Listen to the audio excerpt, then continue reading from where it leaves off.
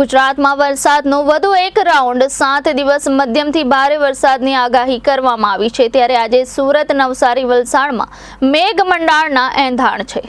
ગુજરાતમાં હાલમાં તાપમાનનો પારો 30 ડિગ્રી સેલ્સિયસ કરતાં વધુ નોંધાઈ રહ્યો છે। તેમાં પણ કેટલાક જિલ્લાઓમાં તો મહત્તમ તાપમાનનો પારો 35 ડિગ્રી સેલ્સિયસ કરતાં પણ ઊંચો જઈ રહ્યો છે। ત્યારે હવામાન વિભાગ દ્વારા હજુ એક વરસાદી રાઉન્ડની આગાહી વ્યક્ત કરવામાં આવી છે।